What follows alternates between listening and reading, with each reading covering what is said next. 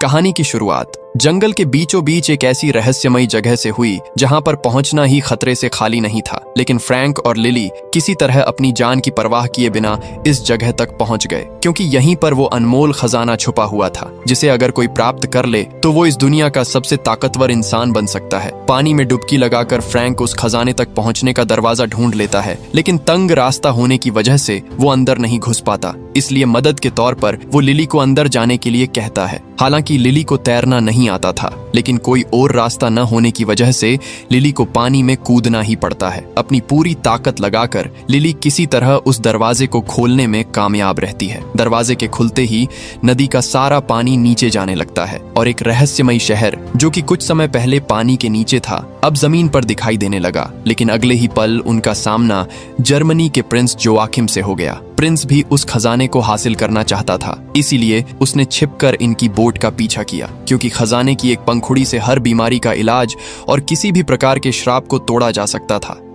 दरअसल आज से कई सौ साल पहले 1556 में डॉन अग्विरे नाम के एक शासक ने इस खजाने को ढूंढने की हर संभव कोशिश की, पर जब उसे पता चला कि खजाने तक पहुंचने का रास्ता एक नायाब पत्थर के अंदर छुपा है जो कि एक कबीले के सरदार के पास था, तब डॉन ने उसे मारकर पत्थर को छीनने की कोशिश की। लेकिन जंगल चुप नहीं बैठा और उसने डॉन के साथ साथ उसके साथियों को भी अपनी चपेट में ले लिया। कहा जाता है कि डॉन और उसके साथी आज तक उस जंगल में भटक रहे हैं। वही अब कहानी 400 साल आगे आती है, जहां हर कोई इस दास्तान को बस एक मनगढ़ंत कहानी मान रहा था। वही लिली को पूरा भरोसा था कि ये कोई मनगढ़ंत दास्तान नहीं बल्कि एक सच्ची घटना पर आधारित है। इसलिए लिली लंदन की सभा में घुसकर प्रिंस की नाक के नीचे से उस कीमती पत्थर को चुराकर भाग जाती है। प्रिंस बहुत गुस्सा होता है, लेकिन अब लिली उसकी पहुंच से बहुत दूर निकल चुकी थी। लिली बिना देर करे अगले दिन ही अमेज़न के जंगल में उस खजाने को ढूंढने के लिए निकल पड़ती है और यहीं पर लिली एक बोट की तलाश में फ्रैंक से मिलती है। फ्रैंक जब लिली के गले में उस रहस्यमयी पत्थर को देखता है तब फ्रैंक उसके साथ चलने के लिए राजी हो जाता है। यहाँ हमें पता चलता है कि फ्रैंक भी उस पत्थर के बारे में कुछ ना कुछ तो जानता है। बिना एक पल गवाए ये लोग जल्दी से अपनी बोट में बैठते हैं और उस रहस्यमयी खजाने को ढूंढने के लिए निकल पड़ते हैं। लेकिन इनके निकलने से पहले ही यहाँ पर प्रिंस अपनी सबमरीन लेकर बिल्कुल इनकी बोट के सामने आ जाता है और लगातार बोट पर फायरिंग करनी शुरू कर देता है, जिससे बोट का इंजन कुछ समय के लिए बंद हो जाता है।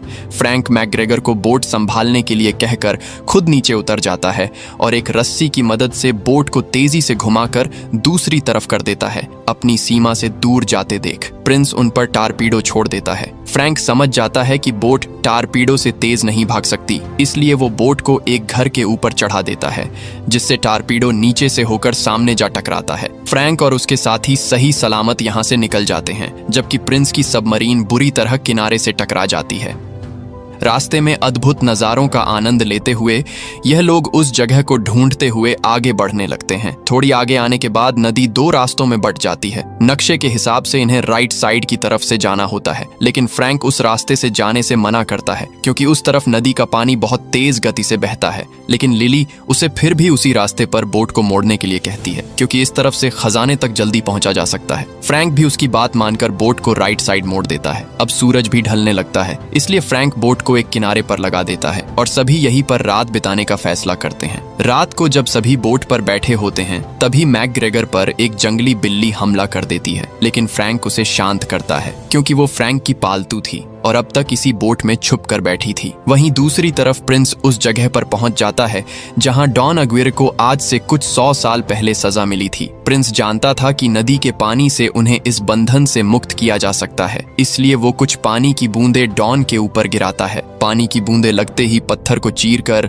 उसमें से सांप बाहर आने लगते हैं। प्रिंस उनसे बात करता है और कहता है कि वो उन्हें नदी का पानी देगा, बदले में उन्हें उसे जादुई पत्थर लाकर देना होगा जो कि लिली के पास है। अब उस पत्थर की मदद से ही डॉन और उसके साथी इस श्राप से मुक्त हो सकते थे, इसलिए वो प्रिंस की बात मान लेता है और अगले ही पल प्रिंस नदी में एक बड़ा धमाका करके नदी का पानी उन तक पहुंचा देता है। पानी मिलते ही सभी एक एक करके पत्थर की मूर्ति से वापस इंसान बनने लगते हैं। वहीं अगले दिन फ्रैंक और मैकग्रेगर किनारे पर बैठे एक दूसरे से बातें कर रहे होते हैं। तभी लिली बोट के अंदर फ्रैंक के पर्सनल कमरे को तलाशने लगती है और उसे वहां कुछ चौंका देने वाली चीजें मिलती हैं। तभी यहाँ पर फ्रैंक आ जाता है। फ्रैंक लिली पर बहुत गुस्सा होता है क्योंकि लिली ने उसका कीमती सामान देख लिया था। दरअसल फ्रैंक भी पिछले कई सालों से उस खजाने को ढूंढने की कोशिश कर रहा था, लेकिन थक हार कर उसने उम्मीद छोड़ दी। लेकिन लिली उसे वो पत्थर दिखाती है जिसकी मदद से उस खजाने को ढूंढा जा सकता था। वही मैकग्रेगर जब बाहर खड़ा होता है तभी उसके पीछे से कोई बेहोशी वाला तीर मारता है जिससे वो वहीं पर बेहोश हो जाता है। लिली और फ्रैंक उसे बचाने के लिए आते हैं, लेकिन आदिवासी उन्हें भी बेहोश कर देते हैं। आदिवासी उन्हें अपने साथ कबीले में ले जाते हैं। यहाँ आदिवासियों का सरदार लिली से वो जादुई पत्थर मांगता है जिसके बदले में वो इन सब की जान बख्श देगा। फ्रैंक लिली को वो जादुई पत्थर सरदार को सौंपने के लिए कहता है, लेकिन लिली साफ साफ मना कर देती है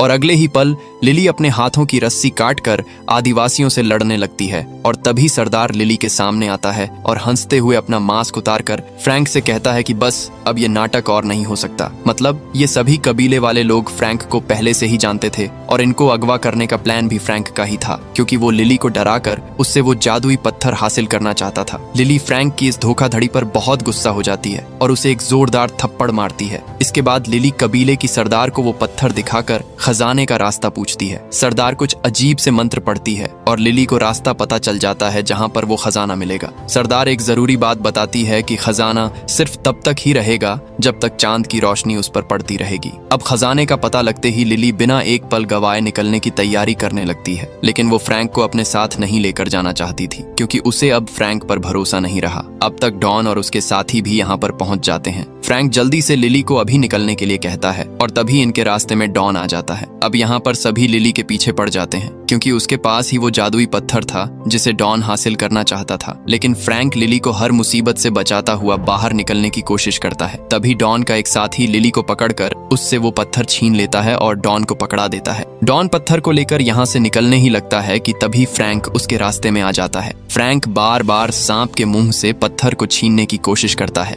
लेकिन डॉन तलवार लेकर फ्रैंक के आर पार कर देता है। गिरने से पहले फ्रैंक पत्थर को छीन लेता है और नीचे गिरते हुए लिली को पकड़ा देता है। पेड़ों से टकराता हुआ फ्रैंक नीचे नदी में जा गिरता है। अब पत्थर लिली के पास था, इसलिए सरदार लिली को नदी से जितना दूर हो सके उतना दूर भागने के लिए कहती है। लेकिन डॉन और उसके साथी लिली का पीछा नहीं छोड़ते और जैसे ही डॉन लिली से वो पत्थर लेने वाला होता है तभी नदी उन्हें अपनी तरफ खींच लेती है। यहाँ हमें पता चलता है कि श्राप की वजह से डॉन या उसके साथी नदी से दूर नहीं जा सकते, क्योंकि नदी ही उनके लिए जीवित रहने का एकमात्र जरिया है। इसलिए डॉन प्रिंस को लिली की लोकेशन बताने के लिए कहता है, समझ गए ना, युवराज को खबर दो, क्योंकि जमीन पर प्रिंस ही अकेला ऐसा बंदा है जो लिली तक पहुंच सकता है। वहीं अब सुबह भी हो जाती है और लिली अपने साथियों को ढूंढती हुई आगे बढ़ रही होती है। तभी उसे रास्ते में फ्रैंक मिलता है, लेकिन हैरानी की बात ये थी कि तलवार दिल के आर पार होने के बावजूद भी फ्रैंक अभी तक जिंदा था। अब यहाँ पर फ्रैंक सबको अपनी असली सच्चाई बताता है। फ्रैंक बताता है कि वो और डॉन दोनों सौतेले भाई थे। एक दिन डॉन की बेटी की तबीयत अचानक से बहुत खराब हो गई। उसका इलाज सिर्फ चंद्र वृक्ष की पंखुड़ी यानी उसी खजाने से ही किया जा सकता था। इसलिए डॉन फ्रैंक और अपने साथियों के साथ उस पेड़ को खोजने के लिए निकल पड़ा, लेकिन लाख कोशिश के बावजूद भी उन्हें वो पेड़ नहीं मिला और सभी एक एक करके जंगल का शिकार होने लगे। लेकिन तभी उनकी जान उन्हीं कबीले वालों ने बचाई। उनके पास ही वो जादुई पत्थर था। अब डॉन बहुत खुश था क्योंकि उसकी बेटी की जान बच सकती थी। उसने कबीले के सरदार से वो जादुई पत्थर मांगा जो कि उन्हें उस पेड़ तक पहुंचा सकता था, लेकिन सरदार ने उन्हें पत्थर देने से मना कर दिया। गुस्से में आकर डॉन ने कत्लेआम मचा दिया, लेकिन फ्रैंक ने डॉन का साथ देने की बजाय कबीले वालों की रक्षा की। इसलिए डॉन ने फ्रैंक को भी मारने की कोशिश की। कबीले के सरदार ने अपने आखिरी पलों में भी जादुई पत्थर की रक्षा की और डॉन के साथ साथ उसके सभी साथियों को श्राप दिया कि वो इस कायनात के अंत तक कभी भी नदी को छोड़कर नहीं जा सकते। अगर जाने की कोशिश की तो जंगल उन्हें अपनी चपेट में ले लेगा। इसी बीच डॉन फ्रैंक की गद्दारी की वजह से उससे बदला लेना चाहता था, इसलिए वो फ्रैंक को बार बार मार देता। इसी से तंग आकर फ्रैंक ने उन्हें एक गहरे गड्ढे में फंसा दिया। अब नदी का पानी न होने की वजह से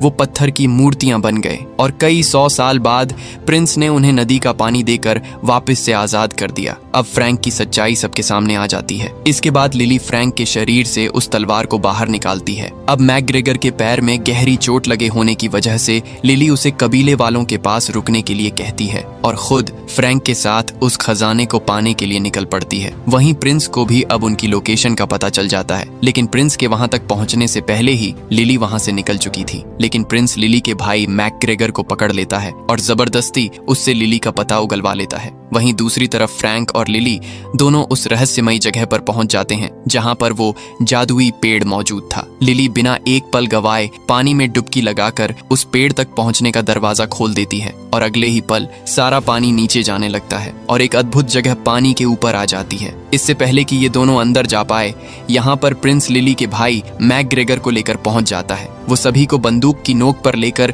लिली से जादुई पत्थर ले लेता है। इसके बाद प्रिंस फ्रैंक को बोट को अंदर ले जाने के लिए कहता है। अंदर पहुंचते ही वो जादुई पेड़ बिल्कुल इनके सामने था, लेकिन अभी ये पूरी तरह बेजान है। जब चांद बिल्कुल इसके ऊपर होगा तभी उस जादुई पत्थर की मदद से इस पेड़ को वापस जिंदा किया।